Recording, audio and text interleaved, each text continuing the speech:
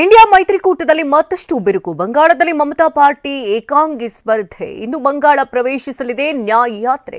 ಗಣರಾಜ್ಯೋತ್ಸವಕ್ಕಾಗಿ ಭರ್ಜರಿ ತಾಲೀಮು. ಇದೆಲ್ಲವನ್ನು ನೋಡೋಣ ಜಟಾಪಟಿ ನ್ಯೂಸ್ ಟಾಪ್ 9ನಲ್ಲಿ. ಮುಂಬರುವ ಲೋಕಸಭಾ ಚುನಾವಣೆಯಲ್ಲಿ ಮೋದಿ ಅಶ್ವಮೇಧ ಯಾಗವನ್ನ ಕಟ್ಟಿಹಾಕುವುದಕ್ಕೆ ಪ್ರತಿಪಕ್ಷಗಳೆಲ್ಲ ಒಗ್ಗೂಡಿವೆ. ಇಂಡಿಯಾ ಮೈತ್ರಿಕೂಟ ಸ್ಥಾಪಿಸಿಕೊಂಡಿವೆ. ಆದರೆ ಇಂಡಿಯಾ ಮೈತ್ರಿಕೂಟದಲ್ಲಿ ಎಲ್ಲವೂ ಸರಿಯಿಲ್ಲ ಅನ್ನೋದು ಮತ್ತೆ ಸಾಬೀತಾಗಿದೆ.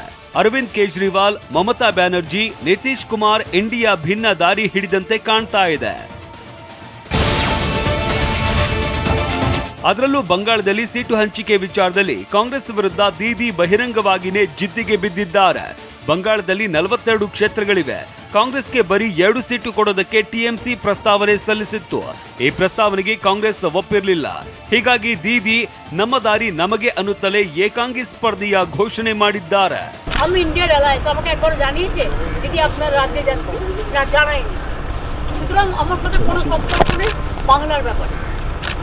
অল ইন্ডিয়ায় কি করবো না করবো আপনার ইলেকশন ভাববো। আমরা সেকুলার পার্টি, আমরা বিজেপিকে হারানোর জন্য যা করা হয়। ಮಮತಾ ಏಕಾಂಗಿಯಾಗಿ ಸ್ಪರ್ಧೆ ಘೋಷಣೆ ಮಾಡಿದ ಬೆನ್ನಲ್ಲೇ ಅಸ್ಸಾಂನಿಂದ ರಾಹುಲ್ ಕೈಗೊಂಡಿರುವ ಭಾರತ ಜೋಡೋ ನ್ಯಾಯ ಯಾತ್ರೆ ಇವತ್ತು ಪಶ್ಚಿಮ ಬಂಗಾಳ ತಲುಪ್ತಾ ಇದೆ. ಹೀಗಾಗಿ ರಾಹುಲ್ಗೆ ದೀದಿ ಸಾಥ್ ನೀಡ್ತಾರಾ ಅನ್ನೋ ಪ್ರಶ್ನೆ ಎದುರಾಗಿದೆ.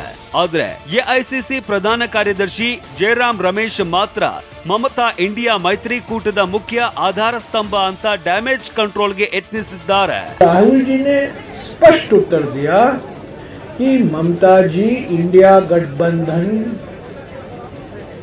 टीएमसी और ममता जी विशेष रूप से, क्योंकि वो एक बड़े नेता हैं, टीएमसी के नेता हैं, भारत के बंगाल के नेता हैं, देश के नेता हैं. 19 ಲೋಕಸಭಾ ಸ್ಥಾನ ಇರುವ ಪಂಜಾಬ್ನಲ್ಲೂ ಆಪ್ ಏಕಾಂಗಿ ಸ್ಪರ್ಧೆ ಬಗ್ಗೆ ಊಹಾಪೋಹಗಳು ಕೇಳಿದ್ವು. ಆದ್ರೆ ಸಿಎಂ ಭಗವಂತ್ ಮಾನ್ ಕಾಂಗ್ರೆಸ್ ತಮ್ಮ ವಿರೋಧಿ ಅಲ್ಲ ಅನ್ನುವ ಮೂಲಕ ಸ್ಪರ್ಧೆ ಬಗೆಗಿನ ಗೊಂದಲಕ್ಕೆ ತೆರೆ ಎಳೆದಿದ್ದಾರೆ. ಆದ್ರೆ ದೆಹಲಿಯಲ್ಲಿ ಆಪ್ ಏಕಾಂಗಿಯಾಗಿ ಸ್ಪರ್ಧಿಸುವ ಸುಳಿವು ನೀಡಿದೆ. ਅਸੀਂ ਪੰਜਾਬ ਨੂੰ ਜਿਤਾਉਣਾ ਹੈ, ਅਸੀਂ ਪੰਜਾਬ ਨੂੰ ਦੇਸ਼ ਦਾ ਸਭ ਤੋਂ ਮੋਹਰੀ ਸੂਬਾ ਬਣਾਉਣਾ ਹੈ. ਪੰਜਾਬ ਬਣੂਗਾ ਹੀਰੋ 13-0. ದೇಶದಾದ್ಯಂತ ನಾಳೆ 75ನೇ ಗಣರಾಜ್ಯೋತ್ಸವ ಸಂಭ್ರಮ ಮನೆ ಮಾಡಲಿದೆ. ಇದಕ್ಕಾಗಿ ನವದೆಹಲಿಯ ಕರ್ತವ್ಯ ಪಥವು ಸಿಂಗಾರಗೊಳ್ತಾ ಇದೆ. ರಾಷ್ಟ್ರಪತಿ ದ್ರೌಪದಿ ಮುರ್ಮು ಅಧ್ಯಕ್ಷತೆಯಲ್ಲಿ ಆಕರ್ಷಕ ಪಥ ಸಂಚಲನ ನಡೆಯಲಿದ್ದು ಭಾರತದ ಸೇನಾ ಸಾಮರ್ಥ್ಯ ಅನಾವರಣಗೊಳ್ಳಲಿದೆ. ಈಗಾಗಲೇ ಸೇನಾ ಸಿಬ್ಬಂದಿ, ವಿದ್ಯಾರ್ಥಿಗಳು ಸೇರಿದಂತೆ ಹಲವು ತುಕಡಿಗಳು ಭರ್ಜರಿ ತಾಲೀಮು ನಡೆಸಿವೆ. ದೆಹಲಿಯ ಮಹಾ ಚಳಿಗೂ ಸೆಡ್ಡು ಹೊಡೆದು ಅಭ್ಯಾಸ ಮಾಡ್ತಾ ಇವೆ. ಈ ಬಾರಿ ಮುಖ್ಯ ಅತಿಥಿಯಾಗಿ ಫ್ರಾನ್ಸ್ ಅಧ್ಯಕ್ಷ ಇಮ್ಯಾನ್ಯುಯಲ್ ಮ್ಯಾಕ್ರಾನ್ ಬರ್ತಾ ಇದ್ದಾರೆ.